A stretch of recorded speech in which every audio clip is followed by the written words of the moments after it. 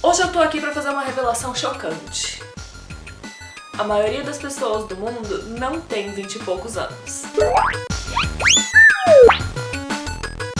A gente trilhou um longo caminho desde o início dessa série.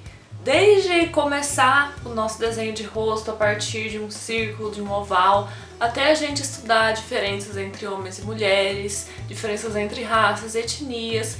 Mas se você parar um momento e observar, tudo que a gente desenhou até aqui são pessoas de mais ou menos 20 e poucos anos. O que torna os 20 e poucos anos tão marcantes quando a gente vai falar de diferentes idades é porque essa é o limite, basicamente uns 24, 25 anos, é o momento em que nosso corpo ele para de crescer e se desenvolver e ele começa a envelhecer. Então, quando a gente vai estudar a forma de desenhar diferentes idades, a gente tem os 25 anos como marco, porque antes disso a gente tem o desenvolvimento e depois disso a gente tem o envelhecimento. E a gente trata isso de formas diferentes quando a gente vai desenhar um rosto. Antes dos 25 anos, quando a gente vai pensar a estrutura de um rosto, a gente vai, dependendo da idade, mexer em coisas como formas e proporção do rosto. A partir dos 25 anos, a gente não vai ter mais nenhuma alteração em proporção de rosto,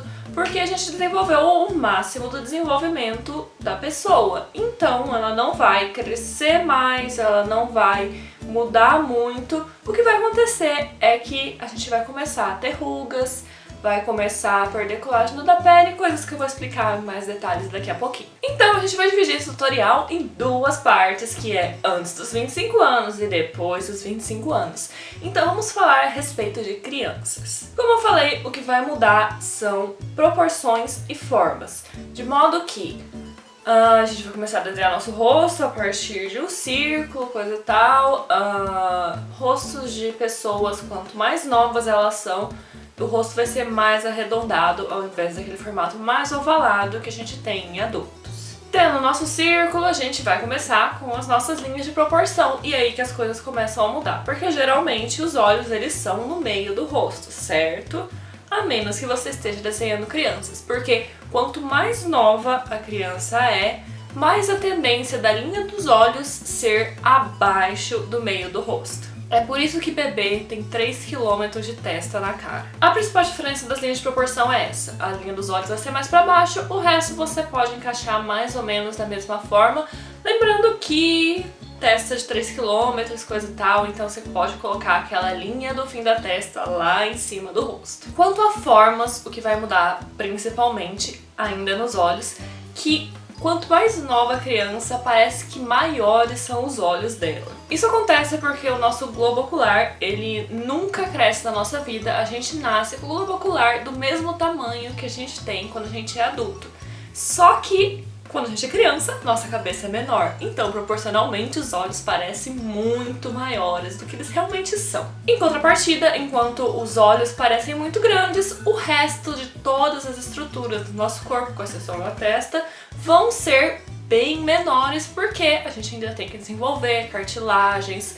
Por exemplo, o nariz de crianças muito pequenas ainda não desenvolveu essa cartilagem que forma a ponte do nariz, então você vai ter só essa estrutura mais de baixo bem marcada. E como os ossos de uma criança muito pequena ainda estão desenvolvendo, as cartilagens ainda estão se formando, as áreas do nosso rosto que são protuberâncias ósseas, como por exemplo queixo, como esse osso da bochecha, como a parte das têmporas, esse osso que a gente tem atrás da sobrancelha, eles basicamente vão existir praticamente nulos, ou seja, você vai ter um queixo muito pequeno, que nunca vai ser muito protuberante, você nunca vai ter esses ossos muito marcados, você não vai ter volume em cima da sobrancelha. E lembra do que eu falei pra vocês lá naquele vídeo sobre a diferença entre homens e mulheres, que homens você vai buscar formas mais quadradas e mulheres você vai buscar formas mais redondas?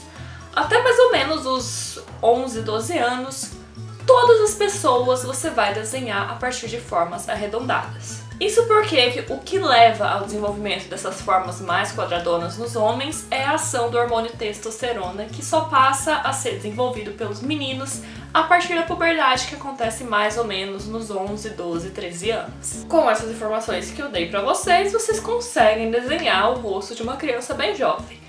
Agora, a partir que ela vai envelhecendo, quanto mais velha ela for, mais ela vai começar a se aproximar daquelas proporções e formas básicas que a gente vem estudado até aqui. A linha dos olhos vai começar a subir, ficar proporcionalmente no meio da cabeça, você, a partir da adolescência, vai começar a ter forma mais quadrada dos meninos, você vai começar a ter maior definição de áreas como o nariz. Os olhos vão ficando proporcionalmente de tamanhos normais e por assim em diante até a pessoa chegar nessa média de 25 anos. 25 anos pra frente, a pessoa começa a entrar num processo até lento, que é o processo de envelhecimento. É claro que uma pessoa aos 35 você não vai perceber tanto o processo de envelhecimento, mas a partir que você vai chegando em idades mais avançadas, e dependendo, claro, das pessoas, que cada pessoa ela vai envelhecer de uma forma diferente, você vai tendo um processo que é a perda da proteína colágeno da nossa pele, das nossas áreas de gordura. Isso vai trazer 3 consequências. A primeira são as rugas, que é o mais óbvio quando você vai desenhar pessoas idosas. A segunda é que você vai ter essa coisa de cair as estruturas. E a terceira é que, como as coisas vão cair, as estruturas ósseas embaixo do que você tem de pele e gordura no rosto vão ficar mais aparentes. Mas vamos por partes, vamos começar pelas rugas. Quando você vai desenhar um rosto idoso, existem algumas rugas que elas vão aparecer em todo mundo, elas vão ser as mais evidentes e as mais marcadas. E se você entender só elas, você já consegue criar um rosto idoso convincente. A primeira delas é essa ruga que parte do nariz e vai passar em volta da boca. A gente também vai ter muitas rugas debaixo dos olhos, no canto dos olhos, na bochecha, nessa área aqui a gente vai ter uma ruga bem marcada subindo, entre os olhos e na testa. Essas são as principais rugas e, como eu falei pra vocês, se vocês aplicarem só essas rugas no rosto, o seu rosto já vai parecer de uma pessoa idosa. Mas é claro que nem sempre o rosto vai se restringir a isso e você pode dar, além de mais aparência de idade, você pode parecer um desenho mais convincente se você adicionar rugas secundárias. O lance das rugas secundárias é que cada pessoa vai ter um padrão diferente. Não existe uma regra para rugas secundárias. É claro que áreas como perto dos olhos, embaixo da boca, você vai ter, mais comumente esse tipo de rugas. Mas não existem regras e para estudar ruga secundária não existe nenhum macete e você precisa pegar fotos de pessoas idosas, estudar e copiar e entender essas rugas. A dica que eu dou pra fazer essas rugas mais delicadas é você tentar não marcar muito.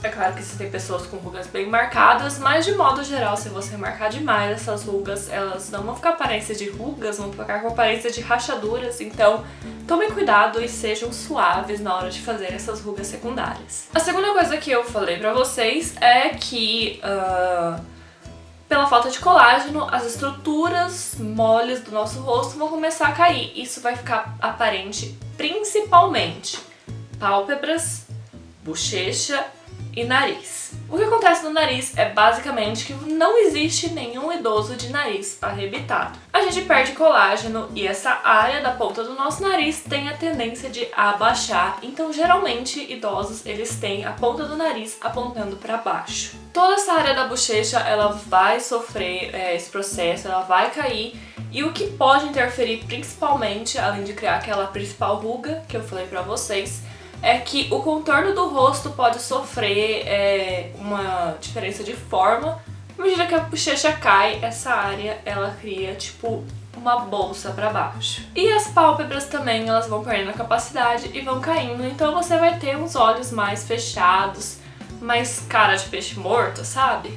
Então, como consequência dessa perda de colágeno e desse caimento das estruturas moles do rosto, você consequentemente vai ter uma maior definição de áreas que contêm mais osso. Então, enquanto lá nas crianças você não tem nenhuma definição dessas áreas, em idoso você vai ter muita marcação de áreas como o osso da bochecha, as têmporas, a ponte do nariz e até mesmo o queixo. E é claro que essa série aqui é sobre o rosto, mas, obviamente, quando a pessoa envelhece, o corpo inteiro envelhece junto.